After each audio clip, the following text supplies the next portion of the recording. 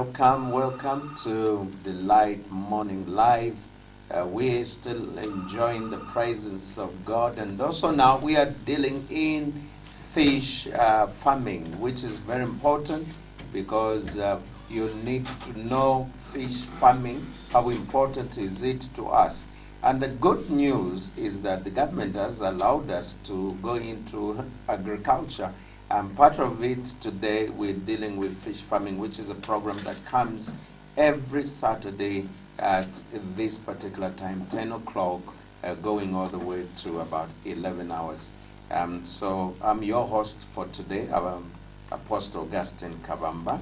And of course, we have our doctor here and pastor, and those to be able to introduce fully in detail. Yes, so I will start with pastor before we come to doctor. Pastor Bruce Makondo on the panel, of course, finding out more about aquaculture. Thank you. Yeah, it's nice, Pastor, that we can get to deal with aquaculture, because we need to really know. Some of us are getting to know about it now. Aquaculture. Oh yes. The aquaculture, I think for me, I've been hearing of it for a long time, except I didn't have any chance to find somebody who is able to take me through and understand it fully. And I got interested, and thank God, the man of God was there for us, just to come and educate us on this aquaculture. If you look at me, I'm more than ready to go and start fish farming. Okay. And you see me in the gym and in the slumber. I'm going in the bush now to start my fish farming because of the knowledge that I've gotten from the man of God, Dr. Nick. Wonderful. Imagine. So, Pastor, you're telling me right now you are ready to go into the field. I am ready. You see, my dressing shows that I am ready. A tie, suit, things like that, they are not helping me anymore. So I have just to get back to my jeans and my canvas, then hammer my slumber just to protect myself from colds and things like that. And my tools are ready there, my pick, my shovel, everything is ready. What I need is just to go and settle on the land. And some kind of capital, if I find it, I'm there. Yes. All right. Now, the beauty about this, before we get to doctor and we get to look at what we are dealing with today, the beauty, Pastor Makonda, is that aquaculture is something that we need all of us to learn about. What is it all about? And as we've been having the program this past few weeks, we've been taught intensively on what it is, and we're getting excited. And it's good to see that you are ready, sir. Exactly. You are ready. And it's because of the information that you have been getting. Is it not so, sir? Exactly. That's how I've become so interested, and then having that thirst to hold the whole dig and then see the outcome. All right. And especially that it's something that is way behind. We have been learning about the climate change, and it's something attached to climate change which may also help in mitigating the issue of climate change and reducing whatever global warming, whatever it may be called. But my interest is to combine the two because I have the information. Okay. Yes. Oh, that's beautiful. I'm so excited about just to be part and parcel today on the program. I'm looking forward to actually get more information and also get to know, and now I can also involve myself in aquaculture because I need to be part and parcel. Yes. Yeah, ties are no longer good. Oh no, they're not helping. That's what I'm saying. You need food on the table. Exactly. We're so excited with the white collar jobs. But that's not what we are looking for. No. We need to put our hands to work. The Bible says He will bless the works of our hands. Our hands, yes. And this is part of it, so that if we can get down there, then we can get to do much. Yeah. And Apostle, that's what I've done to that. What excites me most is that even the head of state is encouraging to go into fish farming. All right. It's like when a parent he finds that something is profitable, something is satisfying, and he announces, just get into it and then you'll be blessed. When a parent speaks, then there are blessings into those words. That's what I feel. Yeah, it's a privilege, sir, and it's an honor just to have the head of state encourage us to go into fish farming. It's something new in Zambia, but it's we have seen it on. We used to see it on small scales. Yes, like decorations. Yes, yeah. So let's have Doctor. It's good to have you on the program, and just in case somebody doesn't know who Doctor is, so please introduce yourself fully to the program. Okay, thank you very much, Dr. Mlenga Mson Athanasius, an elder also in the family of God Church. Wonderful. So I'm the Chief Aquaculture Officer, and that's in the ministry, but I'm also the person who represents Zambia on the Africa Network for Aquaculture. Wow. So it sits under the Organization of Africa. Okay. So when we are looking at developments in the region or at Africa level, I represent here. Okay. And Zambia, for your own information, in the SADC region, we are the leading in terms of aquaculture. So okay. we should do. This includes that South Africa is below us. Is below us. Yes. So and why not?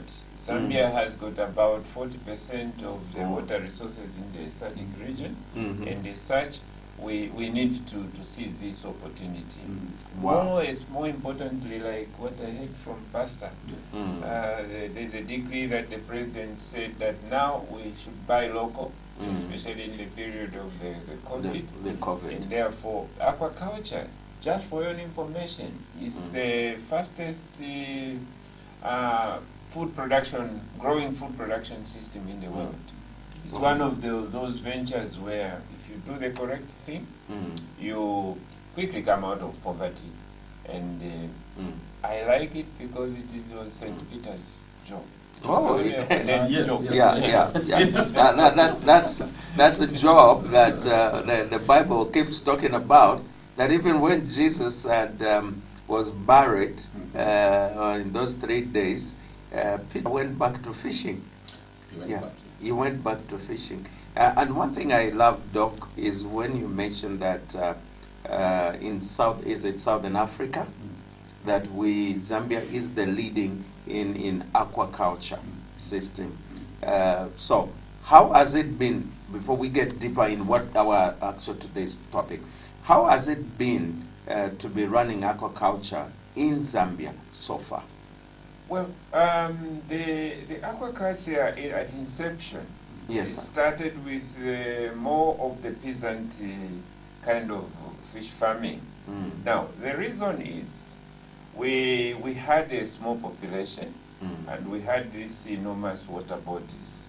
At that time, it was possible for us to afford to eat 12 kilograms of fish per person per year coming from our lakes and rivers. Yes. And now, coupled with all these, the population is growing, and then coupled with even climate change and the overfishing because of the population growing, we ended up going to a level where we were now consuming below 6.2 kilograms per person per year. The World Health Organization recommends that at least each person should eat about 14 kilograms per person per year. Yes. So when you hear announcements that there is a fish deficit, how is this deficit calculated? It is calculated based on what are we supposed to have for our nutrition. So this will follow the World Health Organization's recommendation, and so we are still way behind in terms of meeting we are somewhere now around 9 point something kilograms. Okay. We had gone down from the 12 kilograms that we had in the past when our population was very low. Yeah, but now with the current scenarios, including the climate change, and that's the reason why today in whatever you do, you plan to grow the fish, to do anything. Let us take into account at planning stage, what do we do to handle, to make sure that we make climate smart aquaculture. Oh, wonderful. I remember many years back, Doctor, in I think it was in 1991, Yes. I happened to have traveled to Kashikishi, Yes. and the river there. and I remember fishing right in the big Bangoweru River there, fishing, and people catching, by then called it sensei. Yes, just sensei, and I would bag them and come and sell them in Mansa. Would carry 90 kgs, and it was a lot of it. Yes. Then suddenly, the fish disappeared. They started banning that we couldn't fish anymore. In the late 90s and the 2000, we couldn't get as much as we used to get that time. You know, sir. So I agree when you say that the capacity of consuming the fish was too much. But by doing this now aqua system, is it so far helping?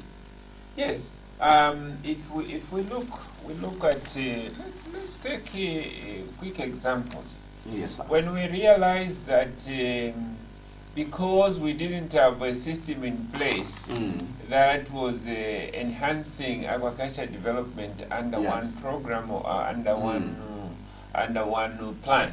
Yes, sir. Before we had a plan, for instance, you go back just to 2009. Yes. 2009, you are going to find that we were just producing about maybe 8,500 tons. And now, after the plan, where are we? We are now somewhere very close to 40,000 metric tons today. As I Okay. speak. Yes. As And aqua. Yes, from aquaculture production. Yes. Wow. And we're supposed to narrow that gap that is widening, because definitely everybody is now in boats chasing few fish. Yes. And even if you now see certain fisheries like Kariba, most of the fish that you are seeing the people catching from there are the fish from culture systems. Oh. They are not necessarily the species that were originally in the Kariba. Okay. And so this simply tells us to say the way to go is aquaculture. It's You know, aquaculture. and so that's a way to move, and that's I like it because it has been embraced by the top leadership. You know, to now catch up with local, even now the supply chains, the chain stores are told that we need to buy local. Before I get into the questions, I have one interesting scenario. I had a family friend of mine in Chingola, sir. They turned the pool, the swimming pool, they turned it into a fish pond. And they had demarcated in the middle where half side were the bigger ones, and then on the other side they had the is it the fishlings? Fingerlings. Fingerlings, yes, on the other side. And it was just the ordinary swimming pool. And they would tell us that, you know what I'm feeding them? That's the chicken droppings. That's what they were saying. We're feeding them the chicken droppings. Now, was that a good idea, sir? Yes, a lot of people have converted this is it swimming pool? Yes. Or they have dug holes in the ground, and they have put in what are the basic requirements. Basic requirements for fish production. Basically, definitely you need water. Yes. Definitely you need food. And in the old systems, we had, I know a lot of you people, when I ask you to say how long does fish take to grow, most of you answered and tell me 6 months. My next question would be, where did the 6 months come from? And the 6 months, what we are referring to was a 5-gram fish, which is a finger size. And that's why you call it fingering. It was just to be finger size. Finger size, okay. Any normal finger of an elderly person like Pastor Magondo's finger should at least be 5 grams. 5 grams. Yeah. So, if you get that 5 grams fish and you want to grow it to about 250 to 300, somewhere there, you say that is your size you are targeting. And then you say, I have no any other thing to use, but I'll only be using the manure system, the one that you are saying they were feeding the... So basically, you put the manure to provide nutrients, and in no time, maybe in 2 weeks' time, you see the green water appears. Those are plants. Primary plants, and we call them planktons. So those planktons, they also give rise to the secondary animal type of planktons called zooplanktons. So they too provide primarily the food. Okay? But the beauty of the green water, it's a plant. It's also the main source of oxygen. Okay. And then the third factor is that it also helps you to camouflage. In case of birds of prey, they may not see clearly so it also protects the fish. So the green water is very, very important. Okay. So and that's how the 6 months period is growing from 5 grams to about 200, 250 using only manure system. But now here we are today. We are saying you can shorten that period by also feeding. Okay. So, however, the conditions that you subject the fish to, sometimes you have to have some control on temperature. Okay. Yeah. So the swimming pool could be okay, but when the temperature is a little bit out of, because it's one water column, it may make the fish wait until the temperature is optimal for it to become active again, start eating air. And therefore, this is the reason for today when we are looking at the pond system. We say, how should the pond also even look like? What are the other things that you consider? A normal pond for better growth and everything should have some slopes. So in today's topic, we explore some of those more. All right. Yeah, because I thought, Pastor Makondo, I don't know whether you have had the ponds dug in your yard. I remember when I was working at one of the schools somewhere in Solwezi. We constructed one at school level. Okay. And it's like I had no much ideas on how to do it and things like that. We did the concrete thing, that and things like that. So we were losing water every time, and the fish that we caught was very small after a long period of time. And as such, coming into this situation where somebody is there coaching you, I think it's a great achievement for me. Yes.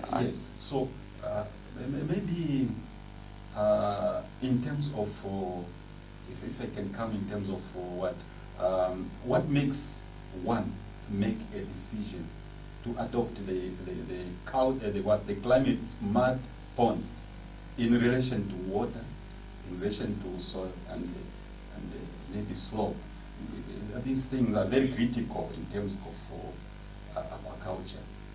Yes, but I don't know if I wanted to be clear on that one. Okay. Because I'm trying to get into a practical point of it. Yeah. Pastor, that's a very important question, and most of the people, it is at the planning stage where we either go it the most expensive way, or we go it the most difficult way. Yeah. I'll start with what should be done if you have a choice to select a site, you know, and then it will come and lead us to what you have asked. Okay. Because in selecting a site, basically there are three key things that you are going to look at. Okay. You are going to look at, does my site have sufficient water? Because to grow fish, you can't grow it in the air. No. You need to assess the water. Yes. Yeah. Yes. You need to assess the water. And in assessing the water, yes, you look at both the quantity and the quality. Okay? Yeah, but mostly it is the quantity which is related even to the climate that you are talking about. So if we are saying I'm selecting a site now today in relation to the climate change, I'm going to say, okay, in this region where I am, do I have a perennial stream that runs even this time? Even when Chongwe stream can dry, is it a river or stream? Whatever it is. Yeah. Yes. So there are certain times you get the knowledge from the people who have stayed in a particular area for some time, just to have an understanding as to whether that stream which you can call perennial stream is really perennial. Okay. If it is not, you can already put measures in advance. Even the way you'll be using the water, you put it in advance, or the other mechanism that you use to ensure that you have cycles running throughout the year, you are going to put them in place. So in selecting the site, we are saying you look at this water, and the most important thing that most of the technicians in aquaculture would like to run away from is to, when you ask them, make me a water budget. Okay. They are supposed to do an estimate of the water budget for you. Okay. So that even before you go into it, it will inform them what mechanism you have to use. For instance, the other aspect that goes along with the water is the soil. What's the type of the soil? So what are we saying about the soil? We are saying we don't have a luxury of huge volumes of water. So the little water that we have should not be lost through seepage, or when the temperature, because of climate change, global warming, a lot of evaporation. You have to budget for the water that should be in the volume for production and how many cycles you are going to have. And therefore, it gives you the amount of volume that you... But you also have to budget for the allowable seepage in that soil. Because each type of soil, yes, you can say it's very good clay, but there is an allowable, amount that can be seeping. Now, that can also be characterized or, be by the slope.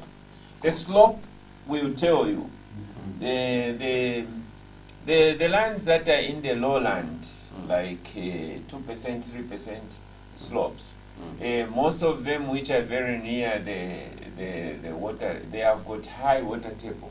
So the seepage tends to be a little bit low. And then, so therefore, in relation to the slope, also you can say, in places where there are these faster running water in your stream, the best way is to find now measures. If the slope is allowing the stream to make the water just go to the Indian Ocean for the rest of it, you need to harvest it, and those are climate smart way of harvesting the water, so that you use it to prolong your pond or water period. So if you look at the three things, they work together. They sort of interact. The water, the soil, and the slope. And they are all in a way affected by the climate change, like I said. Okay, so basically, from just what you have explained, from the factors that we need to consider in selecting a site for the pond, these three things that you have talked about: the water, the soil, and the slope. So are you saying that the slopy areas that are slopy are better for ponds? Yes. Let me say this. There is I know most of the people, when they want to site a pond, they will say, I have a Dambo area. Okay. Yes. Okay? Yes. I have a Dambo area. Well and good for the purpose of low water seepage, and well and good for the water table. And you may take advantage of the underground water. But the challenge is you have to do fish farming as a business. You need to be able to drain the water. Drain the water. Okay. What controls the drainage is the slope. Okay. Otherwise, you are adding costs of pumping. Okay? You have to pump out at the time when you want to. To be able to do farming as a business, you must seed in and crop out everything, 100%. Okay. And therefore, that's why very, very low slopes, you know, like less than 1%, it's not an ideal situation. Okay. But between 2% to about 4%. Yes. That is, when we are saying 4%, we are simply saying in every 100 meters, Yes. you have moved 4 meters down. Down. Okay? Okay. Yeah. So the most ideal, if you can find it, is between 2 and 3. Okay. Those they give you, even the construction costs are lower. Imagine if you have got a very steep slope, you will spend a lot of money building the wall below, you know, Okay. so that the wall below that you make, that embankment, is not a production area. Your production area is the inside. And therefore, the slopes controls that. So it has got that effect on the... And yet again, when it comes to facilitating seepage, seepage is higher when you are on a very slopy, you know, area. Yes. Yes. Yes. Okay. So that is how you find the slope also has got now those things where you don't have sufficient water to come in from the rainfall. It then affects you indirectly from the climate change effects. Okay. Now, Doctor, what are the challenges you may actually face if you don't assess? What are the challenges? Because we need to know, because if I don't assess the land that I need to put a pond on, I just look at it and I say, okay, I'm going to put a pond. I will build a pond right here, and I've not assessed it, but because I believe if I put a pond, because I've seen some where they've dug a pond somewhere nearby this area, they've built a big pond and they've put black plastics inside, and it's on a level ground. So now, if I don't assess, what kind of challenges will I find? In fact, that's a very, very important question, because most of the people who have said, no, I've tried fish farming, it has not worked. If you don't plan, then you're planned to fail. Yes. So if you don't assess, I'll give you one example. Let's take, I don't assess the amount of water. I'll build 100 ponds, and then they can't fill. Okay. I don't have sufficient water To fill the ponds. and then they end up being, I'm told, they are white elephants, even if they look brown. Yeah. So that's one. You need to do the estimates of the water budget. And the water budget will inform you, for instance, to say, do you need extra measures? For instance, you have talked about the plastic, which we can call the dam liner or something. Yes. Dam liner. Yes. So they are called dam liners. Yes. Actually, just call them black plastics. Yes. What polythene? I would go for what you are calling black plastics, because in the climate smart aquaculture, we want you to use the cheaper materials. Yes. Yeah. Now, to make a decision, if your site has got sufficient water, it can accommodate the volumes that you need, it can accommodate for all the cycles, and it can accommodate the losses of seepage. It can also accommodate the loss of evaporation. Why should you go and buy a dam liner? Yeah. So it's a planning tool. It's also a projection on a management tool. When you, for instance, like I was talking about the slopes, and you didn't assess and you didn't know, you just went, yes, you are producing fish in the dam area. At the time of harvest, you have got huge cost of pumping the water, struggling with pumping the water. Most of your profit will go to the pumping of the water. Okay? So if you had planned, you would plan bringing even water again into your site of production by gravity. It's cheaper. Okay? Because you are not spending money. Gravity is helping you. So you are using between the water source and the slope. The slope helps you. So those three things, you find that they control your entire business of aquaculture. The construction also it would be more costly if you are honest. You didn't plan, you didn't assess the slope, and so you are forced to build.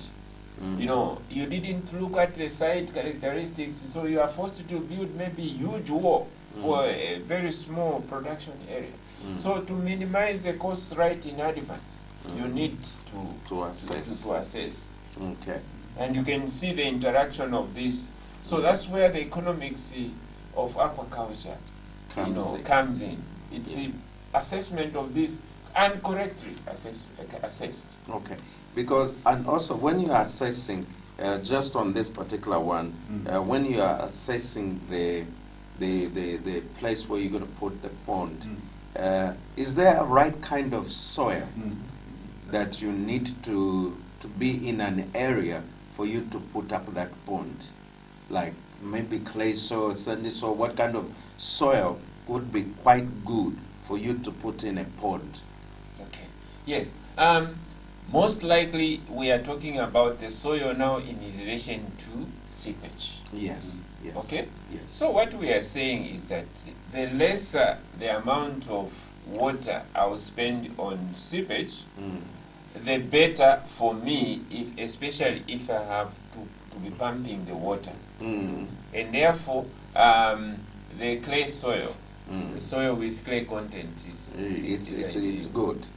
Okay. Yeah. So okay. Yeah, because you see, when people who are watching, I know most of them will say, "I want to get into this," but look at our land. So now, on this very assessing, I have one more question on the assessing.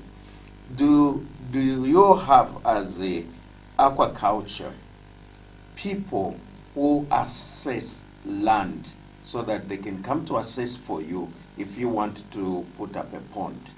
Yes. Currently, you could see that this activity is even hijacked by the people who don't understand it. Exactly. Yes. There are a lot of people masquerading as aquaculturists. But a technical aquaculture officer should be able to assess these three parameters. Okay. Yeah, it's just that when we talk of the numbers in terms of the technicians and probably also the orientation, yes, sometimes we have a challenge. Most of the people who are trained in fisheries institutions are biologists. Yes. Yeah. Now we really need to get them to start now looking at aquaculture engineering aspects more seriously. But otherwise, the basic assessments, even in places where you are, you can be Solwezi. Yes. We've got technicians there whom we can say go and assess the soil and things like that. So we have the people, and we're trying to move this now into the private sector. Much more, we want the private extension. Yeah. Because the public one, yes, good, but whether the assessment is good or bad, they'll still get their salaries. But I think the private one will put a little bit more effort. More effort to it. Yeah, because you see, when we're looking at all this, these are quite important to know. Now, on the same assessment, before I come to my other question, on the same assessment, sir, they are in areas like when the rains fall heavily, they have ponds of water around, you know, which has not, maybe the seepage is a little slower, but finally the water will still disappear finally, you know. So there are these particular areas. Maybe you are on a flat place like this one, then maybe on the other side of your yard, it's a little bit lower and it has ponds developing. Is that a good sign that this area can be a good place for you to put a pond? Because you can see a little water that stays longer than everywhere else. Yeah, it gives you an idea on water retention. And that can, yeah, however, you need further assessment, especially in areas in Lusaka. This is a limestone area. It can be tricky on top. It can have some area that has got a basement rock and some calcium just on top. On top. Now, the moment you want now to come and construct the pond to the right structure, you find that you have to go beyond a little bit of that pan. Okay. Yeah. And so that's the reason why it's important, whilst there is that indication from visual, yes, you see that this is a good area. But you still now need someone to come with an auger to come and do the soil horizons, you know, from at least up to 1 meter, you know, and then you'll be assessing every 20 centimeters, especially at between 60 centimeters to about 100. That's a critical part where seepage occurs. Yeah. And so we need to assess that. But also, I just wanted within, as you were asking me, something was coming to me. We can take advantage of this water, which ponds. There are some borrow pits, you know borrow pits where the people were digging gravel, and then they're quite big. Yes. Yeah, some of them they appear like small. Yeah. So maybe they accumulate about 1.5 or 1.2, and then if that period, if that amount of water can last for at least a period of 4 months, why not stock some fish there and do some seasonal farming? Because you can also do seasonal farming in it. Just to take advantage of that water. Yeah. Because we need in aquaculture, what we are trying to do to be climate smart. Even in the flooding situations, we want to use the floods to produce the fish. If at all the period of flooding is sufficient. It's sufficient. Yes. Okay. So that brings me, when you just touched that, but it brought me to the third question I wanted to ask you, which is what are climate smart pond relation to? Okay. In terms, when we say climate smart ponds, in relation to these 3 parameters, actually. Yes. The 3 parameters. We are saying this is a pond that is going to be used even if there is climate change effects. Like, for instance, there is high seepage because of one, the source of water has been restricted. Then the temperature has gone up, and so we have high evaporation, and those effects, want to reduce them, still have prolonged production. So when we put a plastic underneath the soil to reduce the water seepage, we work around the effect of less water from the effects of climate change. So it becomes smart, you know. It is able to be able to give you the same period probably of production with the water can't seep anymore. You can still use now the limited amount of water that you have harvested for a longer time. The other way is that you are saying the global is warming, and here is a pond which suffers from either both evaporation as And well as seepage. sometimes when the temperature changes. Temperature can also drop. Yeah, can be very And cold. then when it becomes very cold, the productivity becomes low. So if you put the plastic over and in a greenhouse arrangement, Yes. the pond becomes smart because the evaporation is hammered as well as the temperature is put under control. And so productivity and production will still be. So this is what we are saying, that in relation to, we see how the effects of climate change you can go around them. Recirculation of the water, sometimes they are using solar pumps to throw the water and recirculate. The same drop of water in a climate is smart ponds. You find that you don't lose any drop of water. You move from, probably you pump it from one to the other. Yeah, Okay. so you can still do huge production with the same drop of water. Okay.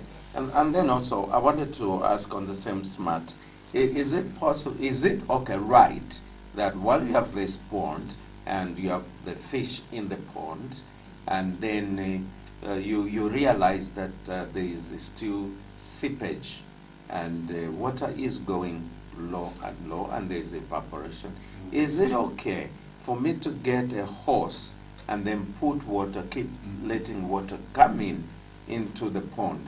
Is that okay? Yes, it's very okay. The only thing is that what you do when you are replenishing the water, Yes. yeah, you know if it's coming. Let me assume it's coming from the borehole. Yes. Yeah, underground the borehole, we don't expect the water to come with very fresh oxygen. Okay. Yeah, so you allow it just to flow on a plain surface as it enters the pond. You put like a furrow to expose it to ambient oxygen. So by the time it is entering there, it is oxygenated. Okay, I get the point. Because I was thinking, why not put a hose pipe and then from the borehole straight into the pond? Yeah, okay, I get that point. Pastor Makondo, I believe you have some questions there. Yes, indeed. I have one or two. I feel like I'm already into it. Okay. And you feel like you're already a fish farmer. Already into it, yeah. So let me look at the minimizing of costs. Yes. Especially in adoption of climate smart ponds in relation with the same water, soil and slope. How do we minimize? Because I heard one of our leaders said, not one of our leaders said, where there is a dark cloud, there must be a silver lining, which simply means where there is a calamity, you can even make money out of it. Now I'm already into it. Now I don't want to lose a lot of money on construction, on other things. How do I minimize my costs in adoption of climate change, smart ponds in relation with water, soil? So the actual main question that you're giving, Doctor, is how do we minimize, Doctor? Correct. Or how do we minimize? That's the question. Okay. Yeah. How do we minimize? Okay, I'll take the three parameters. Yes. And give you for each one what is related to maximization of profit or minimization of cost. Let me take water. If you did your site selection in a place where water is brought into the place pond of production by gravity, okay, you have already minimized the cost of bringing water into the pond. If you don't have a choice still, you only have borehole water. The adoption of at most of our farms, we don't have electricity. Yeah, so we are forced to use the gensets. Yes. you can lower the costs. Of course, it may look a little bit, if you have got a shallow stream and you just have to lift, there are solar pumps which can be used to lift up to maybe 5-15 meters, and you are able to tap that water, you know, from your stream into your area of production. If at all, again, you have got no any other choice, you can also invest into now those solar pumps, which can lift the water for you from the solar pumping. Yeah, initially, and we thank the government. It is going to reduce the, I mean, for 3 years we are going to enjoy not having the duty on such equipment. The equipment that is for aquaculture development. Really? Oh. Yes. Okay. So the earlier the better. Yes. Then, now, in relation to the soil, today I have seen some people, when you say, I want to make a pond, the first thing they will say, they will even come and ask you, how much is a dam liner? Who said that unless you have a dam liner, you cannot have a pond? So if you did your assessment very, very well, you do avoid using, because you have a water budget in relation to the soil. You are going to avoid, you know, you may not need that dam line. But if at all, again, it's in a situation where we are saying we don't have a luxury of, you know, space, and this is the only space we have. We can still construct the ponds using thin plastic. There will be a climate smart way. We are going to show you how to construct a pond where that plastic may not even be UV treated, because the dam liners are expensive. One, they are thick, and then two, they should be UV treated. But we are saying we are going to promote the climate smart aquaculture ponds using at least even non-UV treated, but you put them underneath the soil, and you follow the internal slopes that we advise. You know, so that you don't expose it. In that way, you minimize again. I love what you are saying. You said we put it the black plastic, the same. What do you call it? Beneath the soil. Beneath the soil. Yes. So meaning the soil comes on top. On top. So that it cannot be seen. It cannot be exposed to light. And then, to tell you the truth, growing fish on a plastic is less healthier than growing fish on a soil. On the soil, there is a lot of, you can afford to make a mistake by putting nutrients, over nutrients in the pond. Now, if it is on the plastic, every nutrient you put in there will go into solution, and you need to be very, very accurate. And therefore, but if you have the soil has got the cation exchange capacity. It can be exchanging between the water and sucking and it it and helps bringing you. it. So you can afford to make a mistake. Yeah, you can afford to make a mistake, but you can still get around with it, and you learn. Most of the people, when they're starting fish farming, they will say, no, I'll learn and learn. Yeah, but the mistakes that you make, even if you say you learn through the mistake, should not be huge enough to drive you out of business. Yeah, but if you are using the soil, those mistakes are within. Yeah. And then on the slope? On the slope, you know, this is where we were saying, if you don't have the good slope to harvest your fish, you know, at the time of harvest, that's where you can make direct loss. I share with you my first experience when I started work. I went to harvest fish, and I went with a technician. A technician didn't disclose to me that, sir, 25% of the water remaining in the pond can hold 50% of the stock. So after harvesting about 50%, I even said, okay, you guys, you can go. And there was about 25% water remaining. Wow. But when I said you can go, they didn't want to go. Mm. Until I went and reported. Unfortunately, or was it fortunately, I forgot the book with the technician. So when I went and reported to the project manager, I said, hey, we have caught 300 kgs. He said, that size of the pond? Where is the book where you were writing? Oh, sorry. So I drove back. Found the guys that now harvested the rest. In fact, they had harvested, I carried 300 kgs. Them, they had harvested 308. Hey. You know. So after draining, so you must be able to drain your pond completely. Completely. In order for you to harvest oil. So the slope is what helps helps out. But otherwise, if you don't have to have that luxury, you should still plan to make sure that you are able to drain. Even if it is shifting your water, you should be able to completely at the time of harvest. Yes. So that you minimize those losses. And workers like it, when they can steal from you, because one of the biggest problems in fish farming is theft.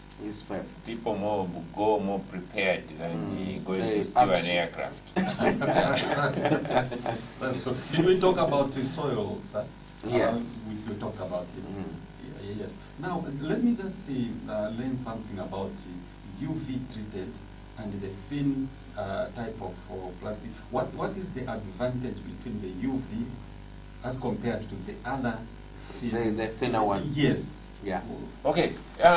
There can be thinner ones which may be UV treated, yes. UV treated are those plastics which, even when the sun strikes, you don't see them start shattering within a short time. You have seen plastics even, even like bags of breaking fertilizer. Yes, you see them. Yeah, they are not treated to the ultraviolet light. That is, and so the UV treated ones are a bit resistant to. So a number of people have, after putting that plastic and they expose it, and after 1 year they come and say no, and then they look at fish farming to be very, very expensive. But basically it's just to follow the steps. The people who don't have the luxury who want to produce the fish on the plastic, they can still go ahead. But what we are saying is that let's do the assessment, let's do the planning, the business planning beforehand. You should know what you should expect to come out. Okay, that's lovely. We have about 5 more minutes to go. I wanted to ask if somebody wants to start a pond, he just comes, is a novice, is a novice. How do they get hold of you? Okay. At the moment, although I am the Chief Aquaculture Officer, yes, Liberation TV has now become one of my platforms. If they want to get to me, and then I'm also associating myself with the Rufunsa Aquaculture Institute. It's also coming on board, and also the Department of Fisheries. Yes. But it may not necessarily that there are extension officers in every district who we can request to say, assess this, but if you have to come and interpret it, the assessment. Because it's one thing to go and measure the parameters. Yes. Yet another now to interpret it. It's just that it's quite some work sometimes, and that's why you find a number of technical officers may not want to make a water budget for you. They may not want to make it for you. It's not this simple maybe work calculation. Because they have to use the assessments that they have done with those 3 parameters. And that also comes to a point where somebody might ask, would it be too costly for somebody that is just starting out and then he wants to come and say, can you come and assess? Will it cost them so much? Well, at the moment, if there is a place where you can almost get something free, it's from aquaculture. Go to our colleagues who are doing even basic, I call it basic survey, because when you are doing a survey for land, yes, you're just doing the top and just the GPS locations and things like that. But as we go beyond that, you have to know the spots, and you have to now assess what is on the spot. You have to, like I was saying, soil, you need to do the horizons, and then when it comes to water, the flow rates and things like that, the volume of the dam, if it's a dam, and the spring, the flow rate, and things like that. So we at the moment, this service is like seemingly free. But what I'm saying, for one to get very good quality, it's better you go for I'm promoting private extension now. Okay. Yeah, because private extension will offer you the quality that you are looking for, and as such, we want the private sector to come in. That's why even fish seed production, it's much more now in the hands of the private sector. Right. Let government do the breeding stock development, which involves the research, and so the assessment also goes with what you want to do, and it starts with your business plan. Please put up a business plan, and then from there, when we're doing the assessment, it should be in relation to what you want to come out of it. All right, in a minute, our time is up. In a minute, what are your last words and our next topic? In a minute. Yeah, my last words are that it's very, very important to do site selection, characteristics, and assessment before you start. You don't put your money in something you don't know. It is, once the assessment is done, it's going to help you lower the costs. All right. And the next topics that we are going to tackle, we'll still go ahead now with today we have dealt with the site selection. Now we'll go a little bit deeper to start now saying, how do we do the pond construction? The actual pond construction. What are the steps? Okay. So that's what I expect in the next. All right. Well, you've enjoyed watching this lovely program that is fish farming, aquaculture systems, which is dealing with fishing. So don't miss next week, Saturday at the same time, 10 to 11. We'll come straight to give you more information. For now, we are saying bye-bye and see you next week.